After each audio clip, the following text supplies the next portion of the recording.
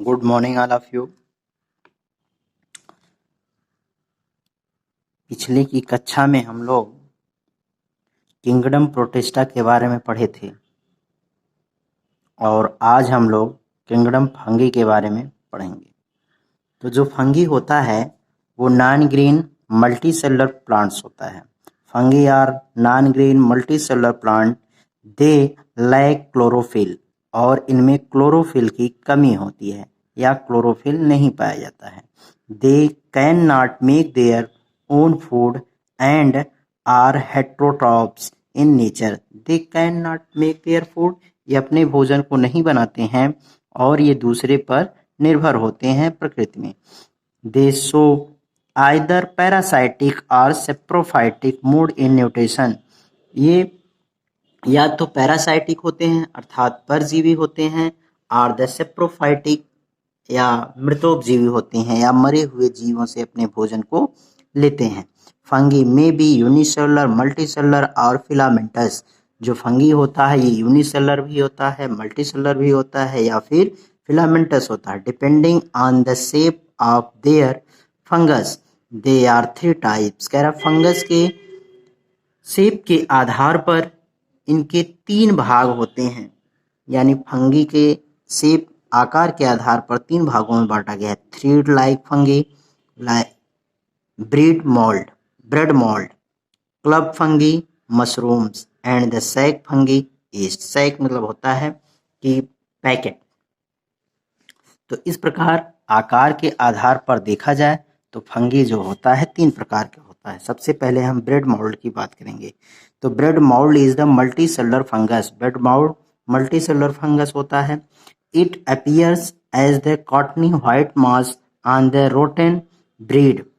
कह रहा है कि जो इट्स अपीयर्स ये दिखाई देता है जैसे कॉटनी व्हाइट, जैसे कॉटन सफेद सा होता है, मास ऑन द रोटेन ब्रेड, और ये सड़े हुए ब्रेड, यानी जो ब्रेड हो, चपाती हो या फिर रोटी हो, उसी पर ये वाइट कलर के पाए जाते हैं।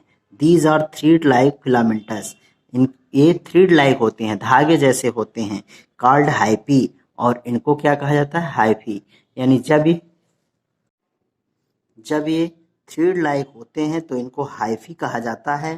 दे hyphae are collective known as the mycelium. और जब कई हाइफी कलेक्ट हो जाते हैं तो इनको हम कहते हैं माइसीलियम।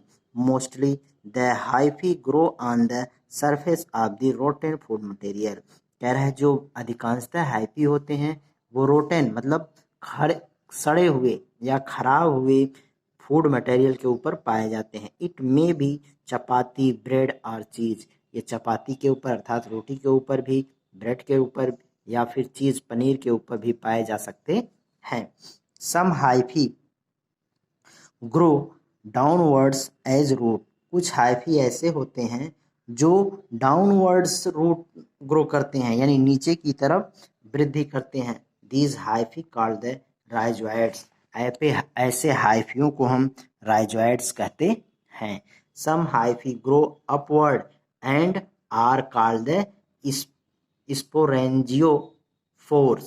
कह रहा है कुछ हाइफी ऐसे होते हैं जो ऊपर की तरफ ग्रो करते हैं, ऐसे हाइफी को हम स्पोरेंजियोस्पोर कहते हैं। यानी जो ऊपर की तरफ ग्रो करेगा उसको हम स्पोरेंजियोस्पोर कहेंगे, और जो रूट्स की तरफ ग्रो करेगा उसको हम राइजोइड्स कहेंगे। और सिंगल थ्रीड लाइक को हाइफी कहेंगे, और जब कई हाइफी कलेक्ट हो जाएंगे तो उसको हम माइसीलियम कहते हैं। Sporangia spore bear a sac of spore. कह रहा है जो स्पोरेंजिया होता है वो क्या होते हैं? वो सैक ऑफ स्पोर का एक थैला होता है। At their tips known as the spore sacs. और इनका जो टिप होता है, ऊपरी भाग होता है, उसी को हम कहते हैं क्या? Spore sac. The spore sacs appear as a black dots. कह रहा है जो स्पोर्स का सेक्स होता है वह डॉट्स की तरह, ब्लैक डॉट्स की तरह on the surface of rotten food material, जो फूड मटेरियल होता है उसी के चारों तरफ पाया जाता है। Some common bread moulds are the rhizopus. कह रहा है जो कॉमन ब्रेड मोल्ड्स है उसका नाम क्या है? राइजोपस एंड म्यूकर और म्यूकर है। देखिए ये इसको कहा जाता है स्पोरेंजियोस्पोर, और ये जो गोल जैसी संरचना है इसको कहा जाता है स्पोरेंजियम, और इसमें जो भरे हुए हैं उसको हम कहते हैं स्पोर। अब हम आगे चलते हैं कि जो यह फंगस है या फंगी है इसमें न्यूट्रिशन किस तरह होता है। तो न्यूट्रिशन की अगर हम बात करते हैं तो राइजोपस इज सेप्रोफाइटिक या saprophytic, this means that is that depend on the nutrients obtain from the dead and decaying material. इस प्रकार यह अपने भोजन के लिए, न्यूट्रिशन के लिए डेड मटेरियल पर या सड़े हुए पदार्थों पर निर्भर होता है। The hyphae of the fungus spread through the food medium by means of microscopic tubes। कह रहा है the hyphae of the fungus spread through the food medium, यानी भोजन के द्वारा ये फैलते हैं by means of microscopic tubes। और किसके द्वारा, इसका मतलब ये जो माइक्रोस्कोपिक ट्यूब्स होते हैं उनके द्वारा भोजन में ये फैल जाते हैं। These tubes contain cytoplasm। इस ट्यूब्स में क्या मिला होता है, cytoplasm, that flow along their wall, जो उनकी वॉल्स की तरफ फ्लो होते हैं। The fungi secrete digestive enzymes in the food material। कह रहा है जो फंगी होता है वो डाइजेस्टिव एंजाइम्स को सिक्रेट करता है। It also absorb the digested food material, और यह it also absorb the digested food material, और यह पचे हुए भोज्य पदार्थों को एब्जॉर्ब करता है back into the hyphae, hyphae में पुनः यह एब्जॉर्ब करता है पचे हुए भोज्य पदार्थों को। आइए अब हम देखते हैं कि फंगी में रिस्पायरेशन कैसे होता है। तो रिस्पायरेशन जान लिया जाए। Respiration, moulds have aerobic mode of respiration. कह रहा है जो मोल्ड्स होते हैं इसमें एरोबिक रिस्पायरेशन होता है। That means they present into the oxygen, अर्थात ये ऑक्सीजन की उपस्थिति में रिस्पायरेशन जो होता है उसी को हम बोलते हैं aerobic mode respiration. They take in oxygen and release carbon dioxide, ये ऑक्सीजन को लेते हैं और कार्बन डाइऑक्साइड को रिलीज करते हैं। The growth of moulds in the seen in humid place where there is the sunlight. कह रहा है the growth of mould in seen, ये जो मोल्ड होते हैं वो कहाँ बढ़ते हुए आपको दिखाई देते हैं, ह्यूमिड प्लेस, यानी जहाँ पर आर्द्रता होता है ऐसे स्थानों पर ये अधिक दिखाई देते हैं। Where there is no sunlight, जहाँ पर सनलाइट न हो, एंड एयर, और हवा न हो। Moulds draw oxygen from the trapped air in between the soil particle. Moulds draw, और ये खींचते हैं oxygen from the trap air, air से ऑक्सीजन को खींचते हैं बिटवीन द सॉइल पार्टिकल, और सॉइल पार्टिकल से भी खींचते हैं या सॉइल पार्टिकल में खींचते हैं। The hyphae grow into the soil, hyphae जो होता है वह सॉइल में ग्रो करता है। And the exchange of gases take place by means of diffusion through the hyphae walls. कह रहा है the gases take place by means, और ये जो गैसें होती हैं वो एक्सचेंज होती हैं और diffusion through the hyphae wall, जो हाइफी की वाल होती है उस वाल से क्या करते हैं, उस वाल से ये जो होते हैं वह एक्सचेंज करते हैं गैसों को। Mould can also exchange gases in open atmosphere, और ये खुले वातावरण में एक्सचेंज करते हैं। फंगी कैन बी हार्मफुल और यूजफुल, फंगी हार्मफुल हो सकते हैं या फिर यूजफुल भी हो सकते हैं। Fungi decompose the dead decaying remains of plants. कह रहा जो फंगी होता है वो जो पौधे होते हैं बचे हुए उन पौधों को वो डिकम्पोज कर देते हैं या डेड डिकेइंग करने का काम करते हैं। एंड एनिमल्स, यानी पौधों और एनिमलों को decompose the dead decaying remains of plant, यानी जो मरे हुए प्लांट्स या जीव होते हैं उनको सड़ाने का काम ये फंगी ही करते हैं। Thus acting as a natural scavengers, इसलिए इनको क्या कहा जाएगा, ये प्राकृतिक स्क्वेंजर्स होते हैं। They make the soil fertile by recycling of nutrition back to the soil, और ये सॉइल की फर्टिलिटी को रिसाइकिल करके और बढ़ा देते हैं। Yeast is use as the commonly in different industries, yeast का यूज डिफरेंट इंडस्ट्रीज में भी होता है, such as beverage for the manufacture and the bakeries to make the soft, fluffy and the spongy bread। कह रहा है जो east होते हैं इनका प्रयोग हम बेकरीज में भी करते हैं, सॉफ्ट ड्रिंक को भी बनाने में करते हैं और स्पॉन्जी ब्रेड बनाने में करते हैं। इसके अलावा वाइन्स आदि को भी बनाने में किया जाता है। Some species of mushroom are source of food. कह रहा है कुछ ऐसे स्पीसीज होते हैं फंगी के जिनका प्रयोग हम भोजन के रूप में करते हैं या जो भोज्य पदार्थ का सोर्स होते हैं, स्रोत होते हैं। They are enjoyed as the delicious across the world. और दे आर इंजॉयड और ये आनंद लेते हैं इनसे लोग। Delicious crosses of the world. Delicious मतलब बहुमूल्य, अच्छे रूप से, अच्छे तरीके से भोज्य पदार्थों के रूप में भी इनका आनंद लिया जाता है। Some fungi produce diseases in humans. कुछ फंगी ऐसे होते हैं जो मनुष्यों में बीमारियों को प्रोड्यूस करते हैं। एंड प्लांट और पौधों में भी। Moulds grow on state bread on the moist food substance. Moulds जो होते हैं वो कहाँ ग्रो करेंगे? ब्रेड पर या मॉइस्ट फूड में। They release toxin.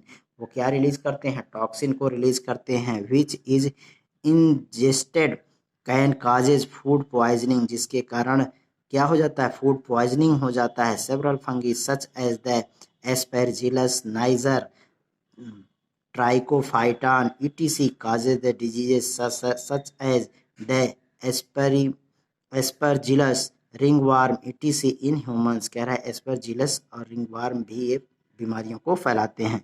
Virus fungi causes diseases such as the bitter rot of the apple।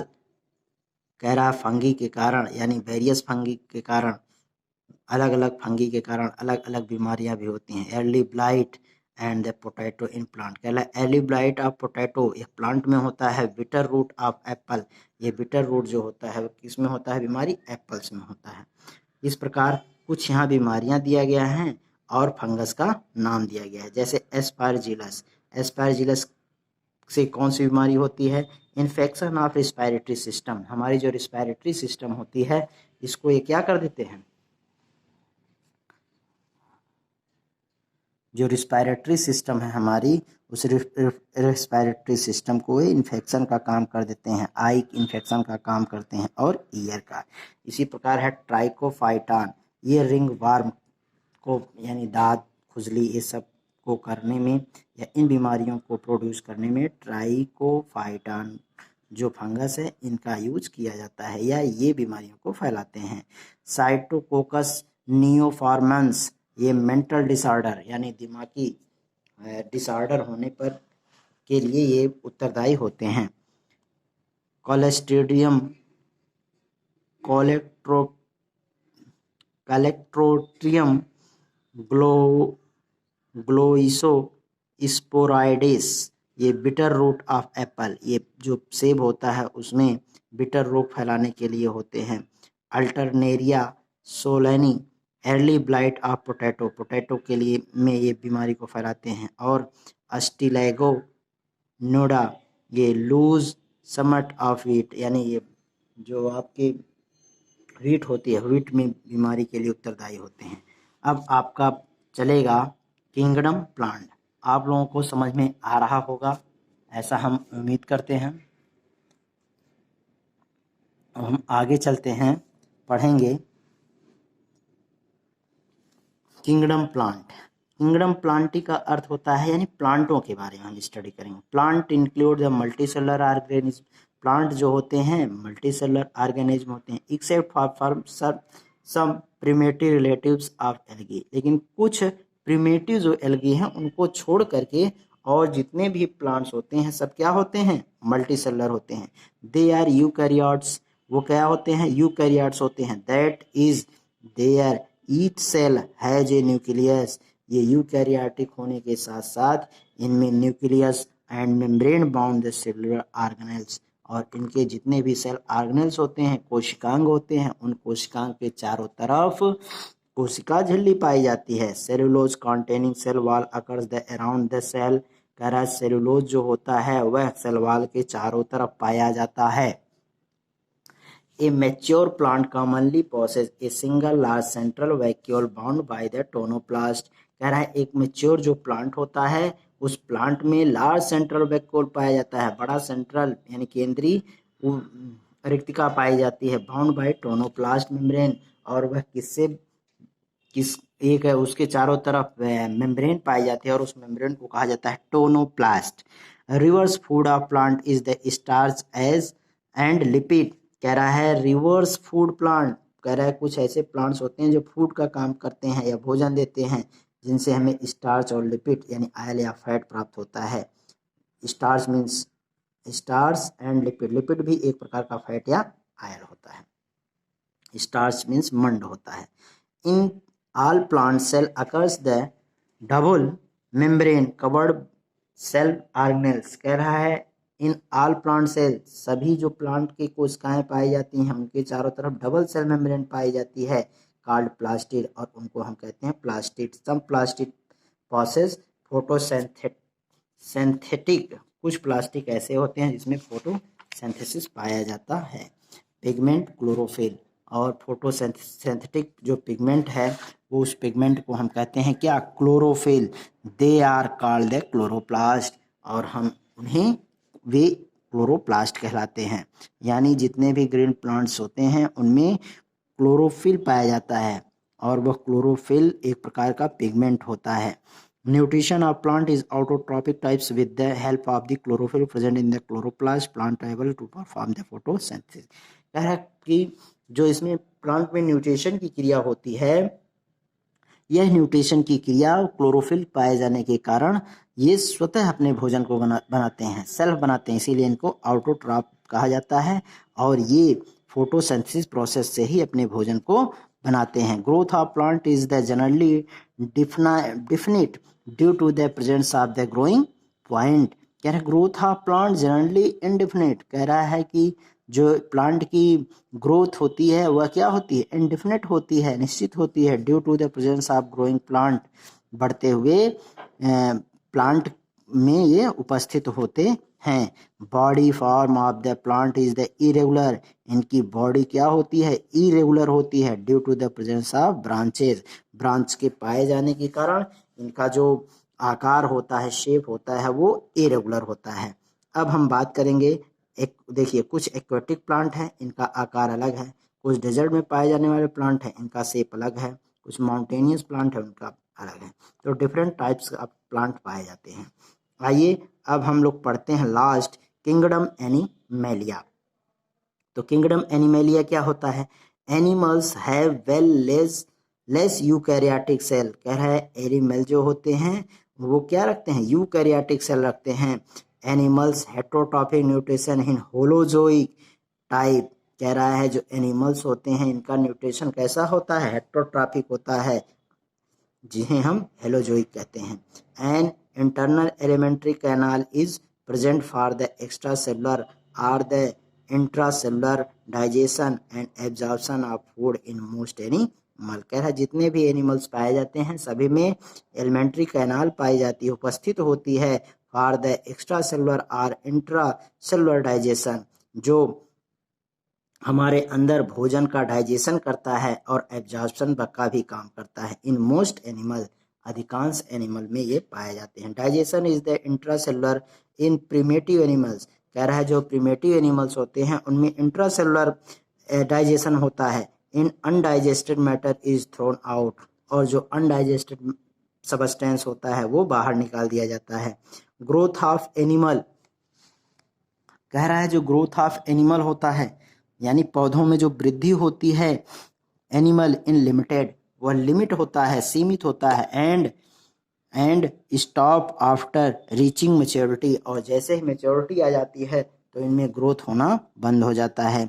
Animal generally possess A definite shape, कह रहा है जितने भी एनिमल्स होते हैं उनकी शेप डिफिनिट होती है। साइज एंड सिमेट्री, उनकी साइज भी और उनकी सिमेट्री भी सब डिफिनिट होती है। Exception occurs in some lower forms, लेकिन कुछ ऐसे इसके एक्सेप्शन भी पाए जाते हैं, अपवाद भी पाए जाते हैं। मोस्ट एनिमल आर मोबाइल, अधिकांशतः एनिमल जो होते हैं वो मोबाइल होते हैं, अर्थात इधर उधर घूमने वाले होते हैं। Locomotion required for obtaining food and other necessities. कह रहा है ये जो लोकोमोशन होता है वो किस लिए होता है, ताकि वो एक स्थान से दूसरे स्थान पर भोजन की तलाश में या अपनी आवश्यकताओं की पूर्ति करने में करते हैं या के लिए जाते हैं। एग्जाम्पल ग्रेसिया डेवलिंग मैट, मैटिंग के लिए, sponge and the cnidarians, Hydra, Obelia, corals.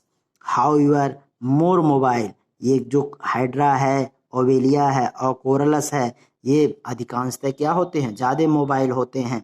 Are however are mobile example tentacles in the hydra. कह रहा है जो टेंटिकल्स होते हैं वो हाइड्रा में पाए जाते हैं। And flagella in the choanocytes spongy, और जो फ्लैजिला होता है वो कोइनोसाइटिस स्पॉन्जिल में पाया जाता है, जो लोकोमोशन के लिए उनकी हेल्प करता है। Moment occurs in animal with the help of the muscular system.